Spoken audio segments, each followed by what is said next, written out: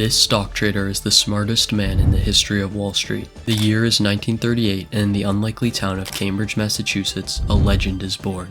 He will go on to dominate Wall Street with unparalleled returns and an unmatched intellect. His name will go down in history as the greatest trader of all time, and his investing firm, Renaissance Technologies, is unmatched by even the likes of Warren Buffett and Peter Lynch. This is the insane story of Jim Simmons. Jim is born the only child of a working-class Jewish family, and although he's born in Cambridge, he's raised in the town of Brooklyn, a suburb of Boston. As a child, Jim, like many other great investors, has a knack for numbers and enjoys solving complex equations. He even has ambitions to study math at the prestigious Institute of MIT. Proving his knack for success, Jim graduates high school and is able to attend MIT in the fall of 1955. Clearly, Jim is a top performer early on in life. He begins to work with various scholars and academics on complex math problems. And with his stable income, he decides to get married. This is a moment that would change his life, however. You see, he receives $5,000 as a wedding gift and decides to venture into the world of investing. He places a trade on soybeans that performs exceptionally, and he's hooked. He wants to spend hours researching the markets and figuring out how they work. However, his fascination with the market is put on pause because in 1964, the US enters into the Vietnam War. Because of his reputation as a master of mathematical skills, Jim is hired to work as a codebreaker. He uses complex algorithms to figure out Soviet codes, and little does he know, this skill will make him a fortune. While he is still working with the US intelligence agencies, Simmons uses his resources to develop a trading strategy that he believes will net annual returns of over 50%. It isn't the greatest investment thesis of all time, but it shows him what's possible. Then, he gets fired. Anti-war protesters demonstrate around his building, and eventually Simmons decides to do an interview with a local news publication. During the interview, he shuns the IDA, and when it's found out, they fire him.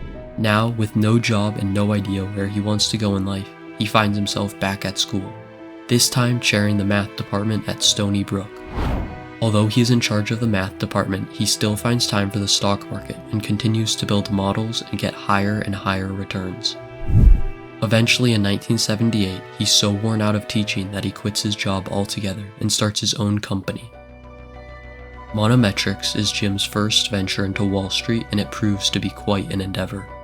He hires dozens of mathematicians to analyze markets and starts to generate ridiculous returns trading currencies. He builds such a large reputation as a trading prodigy that when his first fund fails, he just starts another one. In 1988, he creates the Medallion Fund, which will go on to be his greatest financial success. Although it doesn't start off with crazy results, after a few tweaks to the algorithm behind the fund and its trades, it begins to become profitable. And profit it does. Just 1 year later, in 1990, the fund returns a staggering 55% on the year.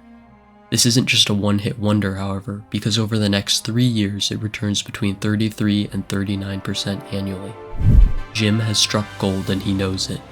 He charges massive fees of 5% on capital under management and 44% on the fund's performance.